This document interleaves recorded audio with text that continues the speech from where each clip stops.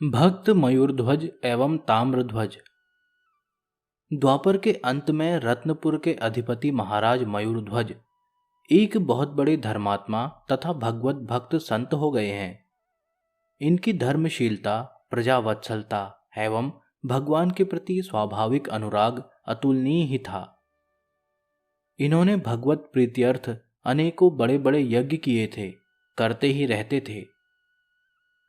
एक बार इनका अश्वमेध का घोड़ा छूटा हुआ था और उसके साथ इनके वीर पुत्र ताम्रध्वज तथा प्रधानमंत्री सेना के साथ रक्षा करते हुए घूम रहे थे।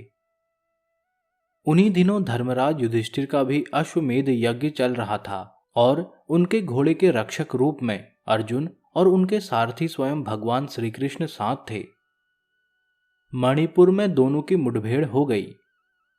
उन दिनों भगवान के सारथ्य और अनेकों वीरों पर विजय प्राप्त करने के कारण अर्जुन के मन में कुछ अपनी भक्ति तथा वीरता का गर्व सा हो गया था। संभव है इसीलिए अथवा अपने एक छिपे हुए भक्त की महिमा प्रकट करने के लिए भगवान ने एक अद्भुत लीला रची। परिणामतः युद्ध में श्री कृष्ण के ही बल पर मयूरध्वज के पुत्र ताम्रध्वज ने विजय प्राप्त की और श्री कृष्ण तथा अर्जुन दोनों को मूर्छित करके वह दोनों घोड़ों को अपने पिता के पास ले गया। पिता के पूछने पर मंत्री ने बड़ी प्रसन्नता से सारा समाचार कह सुनाया, किंतु सब कुछ सुन लेने के पश्चात मयूरध्वज ने बड़ा खेद प्रकट किया। उन्होंने कहा, तुमने बुद्धिमानी का काम नहीं किया। श्री कृष्ण को छोड़कर घोड़े को पकड़ लेना या यज्ञ पूरा करना अपना उद्देश्य नहीं है। तुम मेरे पुत्र नहीं बल्कि शत्रु हो, जो भगवान के दर्शन पाकर भी उन्हें छोड़कर चले आए। इसके बाद वे बहुत पश्चाताप करने लगे। उधर जब अर्जुन की मूर्छा टूटी तब उन्होंने श्री कृष्ण से घोड़े के लिए बड़ी व्यग्रता प्रकट की। भगवान अपने भक्त की महिमा दिखाने के लिए स्वयं ब्राह्मण बने और अर्जुन को अपना शिष्य बनाया तथा दोनों मयूरध्वज की यज्ञशाला में उपस्थित हुए। इनके तेज और प्रभाव को देखकर मयूरध्वज अपने आसन से उठकर नमस्कार करने ही वाले थे कि इन्होंने पहले ही स्वस्ति कहकर आशीर्वाद दिया। मयूरध्वज ने इनके इस कर्म को अनुचित बतलाते हुए इन्हें नमस्कार किया और स्वागत सत्कार करके अपने योग्य सेवा पूछी। ब्राह्मण वेशधारी भगवान ने अपनी इच्छित वस्तु लेने की प्रतिज्ञा कराकर बतलाया, मैं अपने पुत्र के साथ इधर आ रहा था कि मार्ग में एक सिंह मिला और उसने मेरे पुत्र को खाना चाहा।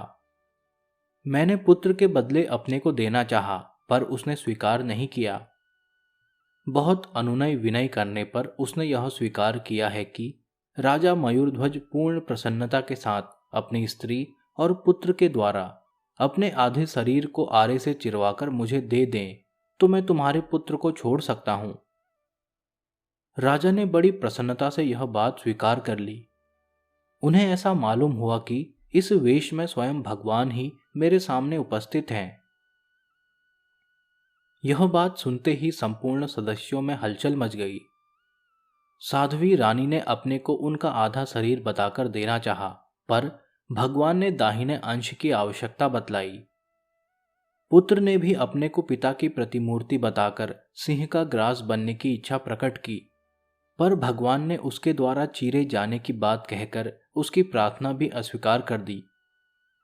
अंत में दो खंबे गाड़कर उनके बीच में हंसते हुए और उच्च स्वर से भगवान के गोविंद, मुकुंद, माधव आदि मधुर नामों का सस्वर उच्चारण करते हुए मयूरध्वज बैठ गए और उनके स्त्री पुत्र आरा लेकर उनके सिर को चीरने लगे।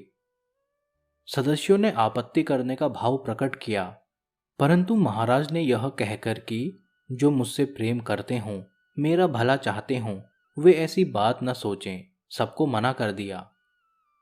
जब उनका शरीर चीरा जाने लगा तब उनकी बाईं आंख से आंसू की कुछ बूंदें निकल पड़ी, जिन्हें देखते ही ब्राह्मण देवता बिगड़ गए और यह कहकर चल पड़े कि दुख से दी हुई वस्तु मैं नहीं लेता।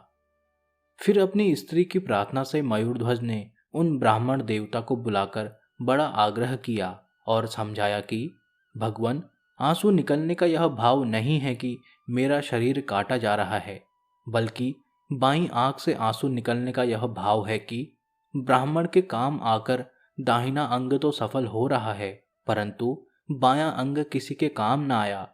बाईं आंख के खेद का यही कारण है।